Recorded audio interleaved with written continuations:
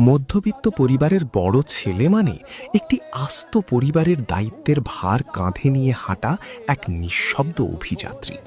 তার শৈশব শেষ হয় খুব দ্রুত, যখন সে বুঝতে শেখে বাবার চিন্তিত মুখ আর মায়ের হিসাব করে চলা সংসারের গল্প। তার কাছে নিজের ইচ্ছার চেয়ে পরিবারের প্রয়োজন সবসময় বড় হয়ে দাঁড়ায়। বিশ্ববিদ্যালয়ের গণ্ডি শেষ করতে না করতেই তার কাঁধে এসে পড়ে উপার্জনের গুরুভার। ছোট বোনের আবদার মেটানো, ভাইয়ের পড়াশোনার খরচ চালানো আর বাবার বার্ধক্যের ওষুধের যোগান দিতে দিতে নিজের শৌখিন স্বপ্নগুলো সে ডায়েরির ভাঁজেই চাপা দিয়ে রাখে। সে হয়তো একটি দামি স্মার্টফোন বা ব্র্যান্ডের জুতো কিনতে চায়, কিন্তু দিন শেষে সেই টাকায় সে কেনে ঘরের মাসের বাজার কিংবা মায়ের নতুন চশমা।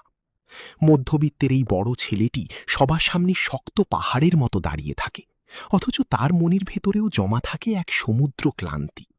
মাসের শেষে পকেটে যখন টান পড়ে, তখন সে বন্ধুদের আড্ডা এড়িয়ে গিয়ে বলে, অফিসে খুব চাপ। তার এই ছোট ছোট মিথ্যেগুলো আসলে পরিবারের মুখে হাসি ফোটানোর এক নীরব প্রচেষ্টা। সে এমন এক বটবৃক্ষ যে নিজে রোদে পুড়ে পরিবারের সবাইকে ছায়া দিয়ে যায়, অথচ নিজের জন্য এক চিলতে রোদ্দুরও তার বরাদ্দ থাকে না। তার গল্পটা ত্যাগের, তার জয়টা অন্যের সুখে।